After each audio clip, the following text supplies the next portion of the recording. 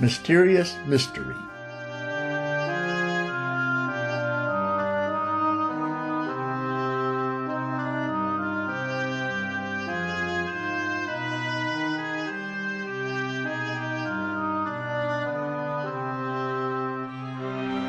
Being an ordained clergy in the United Methodist Church has 2, sometimes 3 benefits.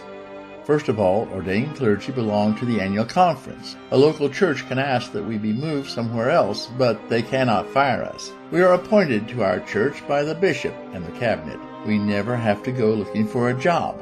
And many churches have a parsonage. That means the family can just move in and get on with the work at hand. My struggle when I graduated from St. Paul was that most of the clergy in the Rocky Mountain Conference went to Iliff School of Theology in Denver rather than St. Paul in Kansas City. So when I called my district superintendent asking about my first appointment, the response was, "Oh, I didn't know. We'll get back to you." I was the last person, and the last church was on the west edge of Colorado in the town of Craig. Craig had just been through a big economic boom, which is why this church had been planted there. The bust had come along, and membership of the little congregation plummeted. Plus, they had a significant debt on their new building. The DS told me all they really need is a lot of love and good preaching. For my part, I thought I would be the pilot of a great paddle-wheel steamboat, steering the church through the treacherous waters. That was silly. With a fairly sure salary, I bought a new piano, a Korg synthesizer, a couple of tape decks, and a Commodore 128 computer.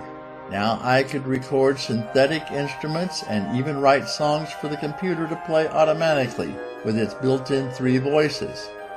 Looking back after 30 years of experience, I realized that the church was doing mostly what all churches do. They were just struggling with finances.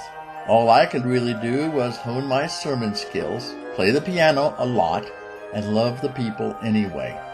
But the church's income ran out.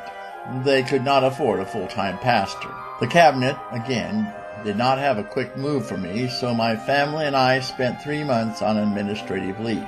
I visited the bishop and cabinet twice, spending the nights before, carefully ascertaining where I had failed and where putting a new start church in an established community that was suffering from an economic boom and subsequent depression turned out to be a less than stellar decision. I wanted to preach. That was my growing strength. So I turned down offers of being an assistant pastor at a large church.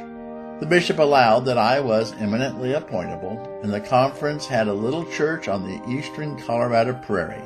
The tiny hamlet of Genoa, Colorado, perches on the edge of the Palmer Divide and sports the famous C6 States Tower. It also was riddled with its own depression, emotional rather than economic.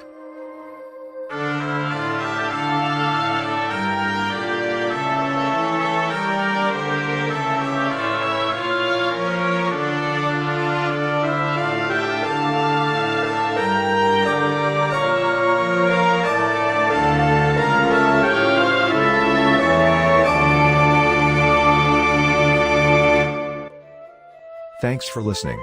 Be sure to click like and subscribe to hear more of Dave's life in music.